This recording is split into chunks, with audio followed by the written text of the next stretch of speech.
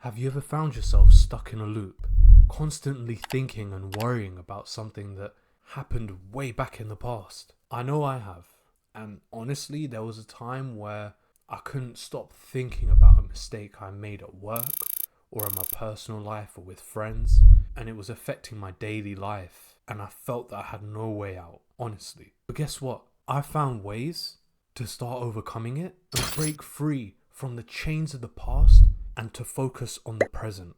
By the end of this video, you're going to have a clear step-by-step plan to stop worrying about the past and to start focusing on the present. And the first step is to understand why we keep worrying about the past. So the reason why we keep worrying about the past is due to two common types of what we call rumination. Now, ruminating is essentially the technical term for worrying about the past.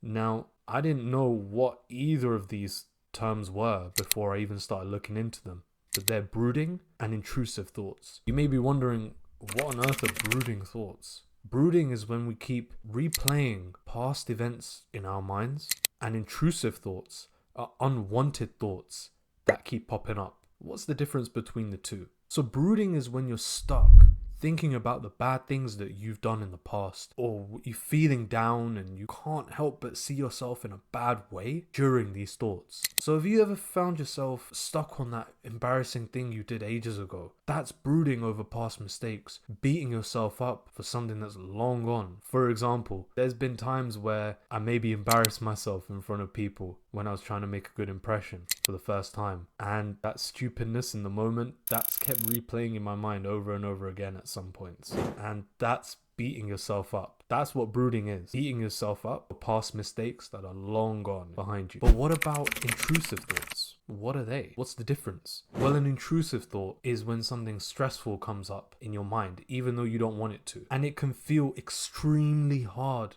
to stop thinking about that one thing, right? So for example, you're about to meet new people and you suddenly think to yourself, bro, what if I embarrass myself in front of all these people? I feel like I might say something awkward or embarrassing. And despite knowing that you're not a creep, hopefully, and you're friendly and you're capable of fitting in, that fear of not fitting in and feeling excluded actually can sink into your mind and completely disturb you and make that potentially awkward situation actually play out. And no one wants that. Okay, so now that you know why we keep worrying about the past, why we keep ruminating, next question is, how can we overcome these worries? And this is where the simple yet powerful 3-step strategy comes in. So the first step in this strategy is called noticing, and it involves you paying attention to the triggers that set off those endless thought spirals. So take a moment to just reflect on any areas in your life that frequently stress you out. It could be your finances, it could be your relationships, it could be how you show up at work, for example. You could even journal about it if you so wish. By being self-aware and identifying what triggers you, you can recognize and intercept those worrying thoughts before they start to take over. But the next step takes this self-awareness a little bit further, and that is detaching yourself from those worrying thoughts to create some psychological distance. It sounds a bit difficult to do at first. It was a bit weird for me to start as well. But just picture this. You want to imagine those negative thoughts as passing clouds.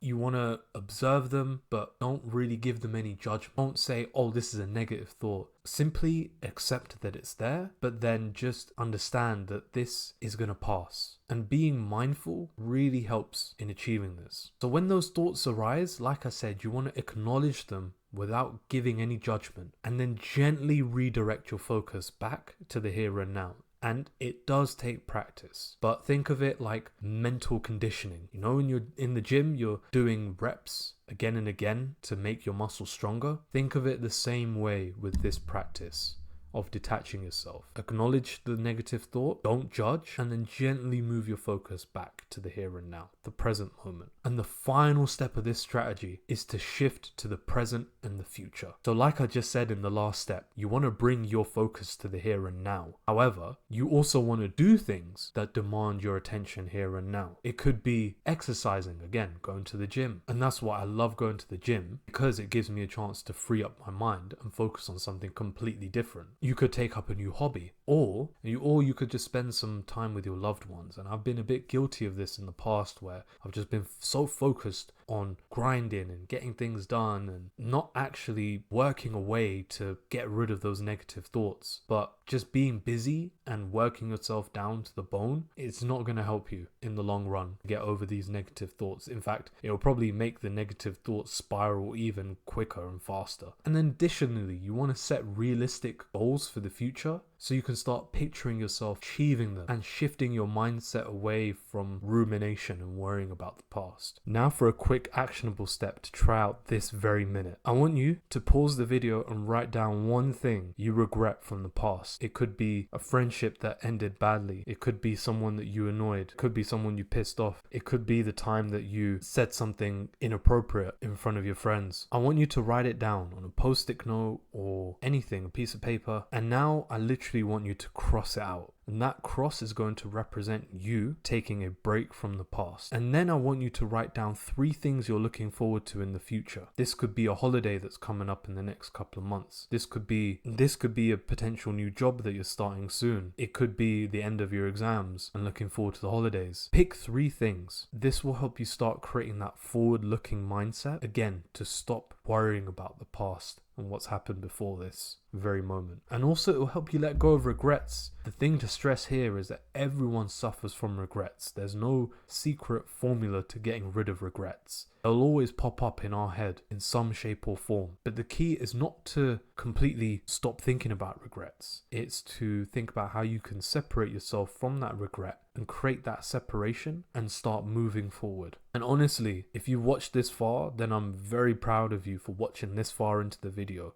because now you have the tools to start overcoming rumination and negative thoughts. Now you may be wondering how you can track your progress. I mentioned being self-aware earlier, and it's not easy to track how self-aware you're becoming over time. And you may also be thinking, well, how do I measure my changing thoughts and my emotional state? Well, click on this video right here to discover how I have been able to do just that and become more self-aware and grow faster in my self-improvement journey. And I'll see you over there. Remember, every step, no matter how big or small, is progress.